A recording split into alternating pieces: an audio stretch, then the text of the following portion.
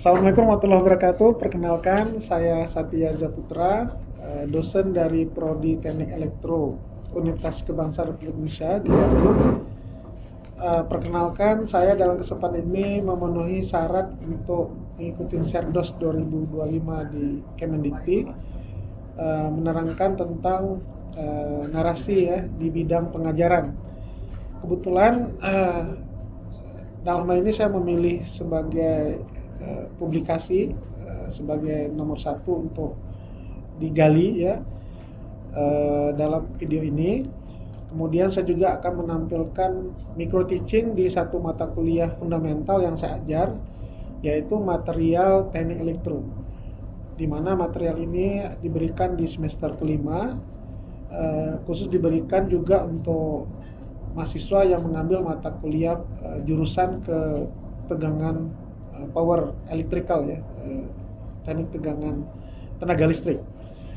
Baik, dalam hal ini saya juga menyebutkan bahwa ada beberapa kegiatan laporan kegiatan pengabdian masyarakat sebagai dharma bakti saya yang lain, di mana saya ikut melakukan penyuluhan dan pelatihan produksi kualitas pelayanan pengelolaan mesin sampah serta penghematan energi untuk mendukung ketahanan pangan di masyarakat Desa Suten Jaya, Bandung Barat tahun 2024. Di mana kegiatan ini sangat positif ya untuk membantu mengedukasi kepada stakeholder di Desa Suten Jaya, masyarakat dan pemerintahannya, bagaimana mengolah sampah itu menjadi suatu hal yang bahan berguna pakai ya, kreativitas gitu.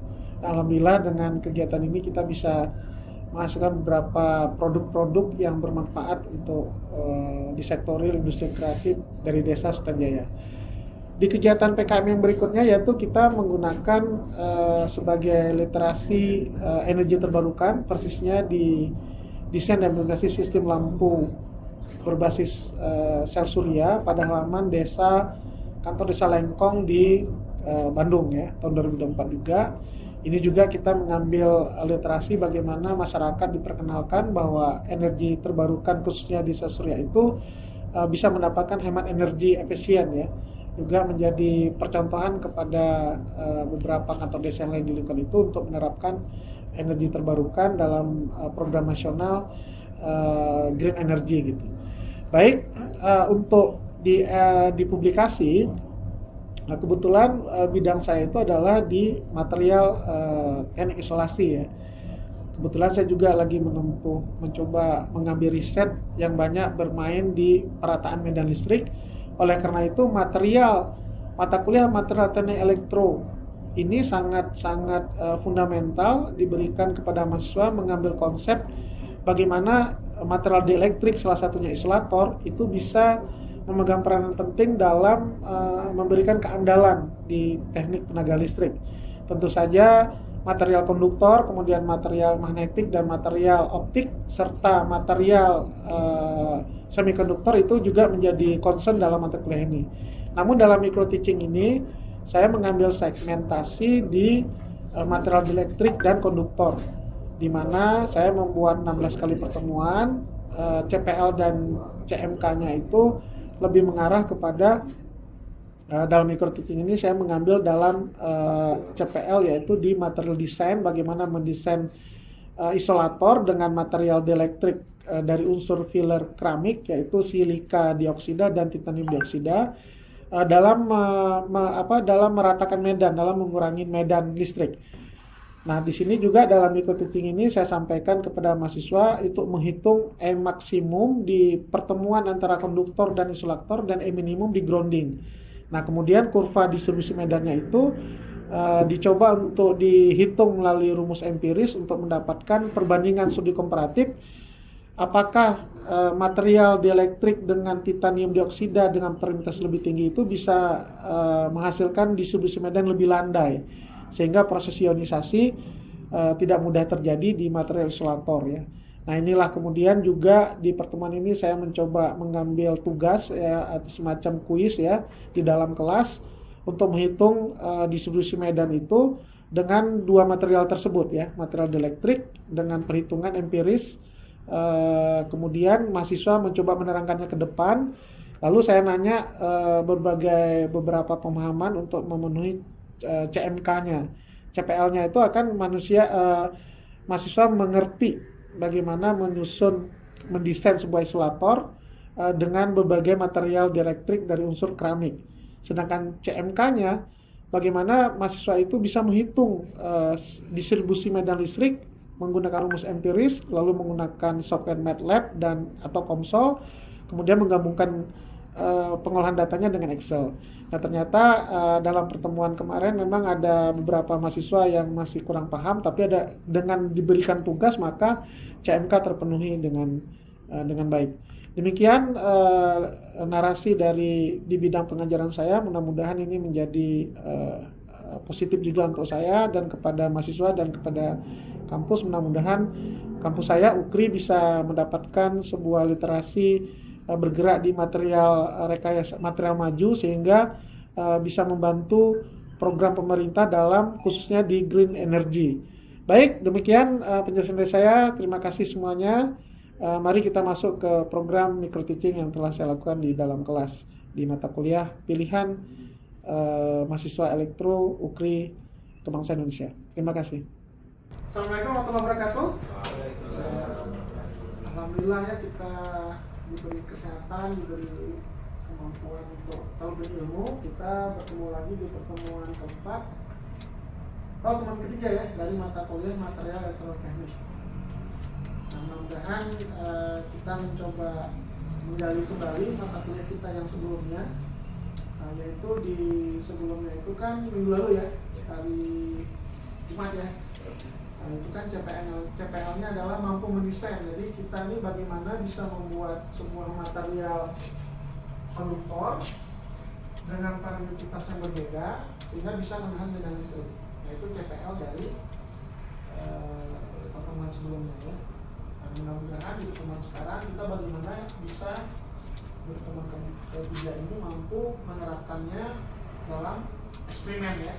Lalu apa manfaatnya terhadap meratakan medan dari material isolator yang akan coba kita terangkan itu ya. Semangat ya? Ya. Oke, saya tanya dulu nih, pertemuan minggu lalu nih, wah ini masih ada ya tulisannya ya. Berarti ini gimana nih kemarin di pertemuan kedua kan kita mendesain sebuah material isolator ya. Nah, kenapa medan listrik di pertemuan ini, di pertemuan konduktor sama isolator lalu di grounding itu kalau dia punya kurva logaritma ini kurvanya kan melengkung gitu ya. Nah, terjadi delta yang terlalu besar antara di konduktor sama di grounding. Itu bahayanya kenapa deh? Karena kalau semakin tinggi jaraknya, jadi lebih mudah terjadinya ionisasi. Oke. Nantinya terjadi kocokan luasan. Ya. Jadi kan kalau misalnya mungkin saya hapus dulu ya, biar Anda mungkin paham ya. Ini, nah ini kan kurvanya begini. Nah, di sini bahkan terjadi Max ya, sedangkan groundingnya di sini 0 kan. Nah ini ada delta X sehingga mudah terjadi ionisasi atau kita muatan di permukaan. Bagus, Anda udah tercapai CPMK di pertemuan sebelumnya. Oke, sekarang kita masuk di pertemuan ketiga ya. Sekarang kita bagaimana menganalisisnya. Pertemuan ini sangat penting menurut saya karena membekali pemahaman kita terhadap proses discharge di udara dan isolator ya. Oke, sekarang CPL sekarang adalah kita diperlukan mampu menganalisis material yang coba kita uji ya. Di minggu lalu kita sudah bahas bahwa silika itu adalah material isolator yang paling banyak dari kelompok keramik digunakan. Lalu secara perkembangan material tertentu maka ditemukan lagi material titanium ya. Sama-sama dia berfungsi dioksida. Tapi kita mau lihat dengan material titanium dioksida ini bisa nggak menghasilkan PDIP yang partial discharge yang lebih tinggi. Artinya si medan itu bisa diturunkan dengan material baru ini. Menarik kan? Ya. Nah, gimana kita mampu mendesainnya? Nah, ini coba kita bahas ya. Yang pertama, kalau yang dulu kan dibuat homogene ya. Nah, sekarang kita coba hibrid antara silika sama titanium itu digabung di hibrid ya. Kalau di teorinya lalu diuji jadi sebuah isolator sehingga ada persentasenya. Sehingga si kurvanya yang tadinya begini, yang delta-nya terlalu jauh ya. Kalau di udara itu kan ini 30 kV per sentimeter ya. Nah tiba-tiba ini bisa diturunkan, nah sehingga dia lebih rata. Nah dia lebih rata ya, dengan kombinasi antara silika dan titanium, sehingga delta H-nya itu lebih rendah. Delta H-nya itu lebih rendah. Jadi artinya kalau medan listriknya itu, medan listrik lokal itu bisa ditekan sekecil mungkin, berarti nggak ada usaha kan? Artinya tidak ada perpindahan muatan yang bisa keluar dengan cepat ya antara teori pita konduksi dan pita valensi ya. Jadi band kan ini kan ada pita elektron ya. Nah ini misalnya ini adalah pita bandnya, ini pita valensinya, pita konduksinya. Jadi ketika dikasih material titanium dioksida dengan permilitas itu 9, jadi si muatan di elektron di pita valensi itu susah untuk loncat ke pita kondisi. Artinya apa? Ionisasi itu susah terjawabnya, susah terjadi gitu ya. Nah sehingga si kurvanya itu bisa diturunkan nilai emaknya, tapi dia lebih rata. Makanya material yang terkandung di sini topiknya itu adalah topik riset analisis datanya adalah bagaimana menurunkan medan, meratakan medan gitu dengan material lebih baru. Dan minggu lalu kita udah pakai membahas silika kan. Nah sekarang kita coba membahas titanium dioksida, bahkan sekarang kita coba buat yang lebih keren lagi itu di hibrid. Nah, artinya apa? Si isolator itu dibuat per kapasitor ya, disusun misalnya jadi 5 nih. Ini kan jaraknya 1 cm. Ada 22 mili tapi dikasih K1, K2, K3, K4, K5 dengan hibrid tadi ya.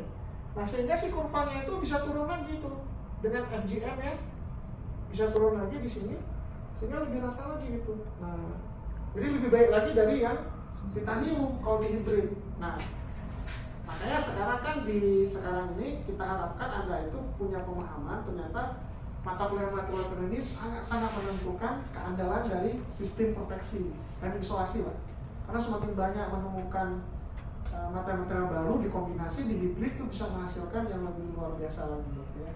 Oke, sekarang mungkin kita break dulu untuk tugas kelompok ya. Silakan Anda kerjakan, saya kasih beberapa soal nanti. Pertama ya coba hitung ya. Ini kan ada medan listrik emak itu bisa dihitung ya. Max sama dengan tegangan ya X dibagi ln R2 per R1 ya. R2 itu adalah R1 adalah radius konduktornya, sedangkan R2 adalah radius dari isolatornya. Ambil aja kalau ini totalnya 1 cm, ambil dia 22 mili ya. Nah sehingga nanti Anda hitung emak di sini berapa, minimum di sini berapa, lalu nanti berdasarkan kapasitor hitung medan listrik yang terjadi di sini. Ya, oke kita break dulu. Silakan Anda kerjakan pakai rumusnya di sini, dibuat pakai rumusan tabel Excel dan pakai rumus, pakai Excel nanti diplot grafiknya. Oke ya, saya kasih waktu. Nah, sekarang kita udah kerjain tugas tadi ya, sudah 20 menit ya. Nah sekarang kita coba mau tes nih CEPMK kita. Sekarang kan Anda harus mampu menganalisis nih dari material silika, isolator silika sampai titanium itu gimana grafik dari distribusi medannya. Siapa yang mau maju? Maju aja deh. Oke, maju. Pakai rumus ini ya. Iya, Pak. Tadi tugasnya kan? Ya. Soalnya caranya apa aja ini? Tadi 50 kp. Tadi 50 kp ya di plotnya ya. Oke, distribusi medannya gimana? Sini buat groundingnya. Grounding berapa nilainya? 0. Pak. Nah, ini buat MX-nya. Hari. Ini yang mana dulu? Silika dulu ya? Yang silika dulu. Nah, silika gimana hasil temuan itu nih? Silika setelah tadi kan pakai jadi 40 kp Pak buat ya? Maksnya turun menjadi 2 kp Pak. Nah, ini jaraknya lumayan gede ya, makanya sistem nggak stabil ya? Ya, terus saya coba buat pakai titanium. Lumayan turun Pak. Lumayan turun berapa turun? Jadi 30 kp Pak. 30 kp. Oke, nanti udah ada perbaikan ya di sini. Ini, nah ini detiknya udah lebih sedikit jadi 1,2 kp. Oke. Ntar dulu, jadi ceritanya karena ini pakai titanium, selain ekmadiumnya turun 30 kp dan ini lebih rata ya? Iya Pak, lebih rata Pak. Karena lebih rata akibatnya apa tuh? Karena lebih rata, jadi untuk ionisasinya tuh lebih jarang terjadi Pak, jadi tidak akan mudah terjadi lonjakan muatan. Nah, dapat ya target pemahaman Anda ya CPMK pertemuan kita ketiga ini, bahwa dengan mengganti permitivitas lebih tinggi ternyata distribusi medannya bisa lebih rendah. Oke ya, Anda apa kesimpulannya yang Anda dapat dari sini? Kesimpulannya Ya. jadi tahu Pak antara perbedaan yang silika sama perbedaan yang material titanium ya. Ya. Oke. Jadi kalau permitivitas lebih tinggi itu ternyata bisa menahan medan lebih baik gitu ya. Ya, Pak. Nah, saya kira udah tercapai ya. Jadi dengan penjelasan saya tadi, lalu ada rumus di plot itu jaraknya dibuat berapa senti? 1 senti Pak. 1 senti. Lalu dibuat dua mili ya, Iya. untuk dapat distribusi medannya ya. Ya, sesuai dengan arahan saya ya. Nah, jadi gitu ya pertemuan kita hari ini, alhamdulillah bisa kita peroleh dengan baik ya, bahwa material elektronik ini sangat menentukan sistem peralatan industri listrik kita gitu ya. Makanya isolator spacer ini kan banyak digunakan di GIS. Sedangkan gardu induk yang udara itu kan pakai yang lahannya gede ya. Nah, ini salah satu teorinya. Jadi kalau kita bisa membuat spacer bisa menahan medan listrik yang lebih tinggi, lebih baik, diratakan, apalagi pakai gas kan, gas S6, maka GIS sekarang kan gardu induk bergas itu S6 ya. Jadi dia dalam tabung enclosure. Maka GIS itu jadi dalam ruangan begini aja udah bisa GIS, tak perlu ruangan besar. Nah, inilah yang dimaksud dengan visi misi material atau ke depan, makin bisa membuat efektif, efisien, jadi hemat energi gitu. Keren ya pertemuan ini ya. Jadi insya Allah saya senang sekali Anda telah bisa memplot, mengambil kesimpulan dari perhitungan distribusi medan dari isolator ya, radial yang medannya keluar ya. Insya Allah nanti di pertemuan keempat minggu depan kita akan belajar bagaimana menggabungkan antara titanium dioksida sama silika jadi hibrid ya. Nah, itu gimana distribusi medannya ya. Jadi boleh dikatakan saya kasih aja gambarannya. Kalau ini tadi Anda peroleh begini yang untuk silika ya, silika dioksida, lalu nanti yang titanium Anda peroleh begini ya, titanium ini silika. Nah, ini kalau gabungan antara titanium dioksida sama silika gimana grafiknya? Menarik ya? Ya, jadi nanti kita coba gali di pertemuan keempat ya. Jadi bagaimana menghibrid antara material elektroteknik ya, titanium sama silika. Maka distribusi medannya apakah dia bisa lebih baik atau dia malah lebih buruk gitu. Sehingga nanti bisa menentukan masa depan gardu induk switchgear berbahan gas ke depannya. Oke, terima kasih atas kehadirannya. Selamat. Mungkin saya kasih tugas nggak? Gimana? Boleh Pak. Boleh ya? Oke. Nah, sekarang ini untuk yang rumus tadi kan jaraknya saya kasih kan kemarin 1 cm ya? Nah, coba dibuat agak besar, misalnya 5 cm, tapi itunya 1 cm kan, berarti jarak kapasitornya kan? Jadi 1 cm, sehingga kita mau lihat plotting datanya kalau jaraknya itu berubah, kira-kira kurva medannya juga gimana hasilnya? Apakah tetap begini, mirip begini, atau ada perubahan? Oke, dikumpulin untuk persiapan kita belajar di minggu depan ya. Oke, kita tutup dengan alhamdulillah. Sampai ketemu minggu depan. Assalamualaikum warahmatullahi wabarakatuh. Waalaikumsalam.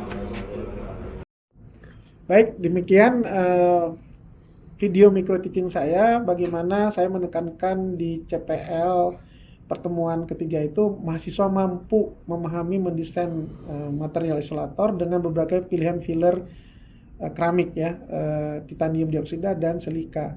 Kemudian CPMK-nya mereka mampu menghitung membuat distribusi medan listrik yang terjadi di isolator menggunakan rumus empiris ya. Samping juga menggunakan software MATLAB dan COMSOL.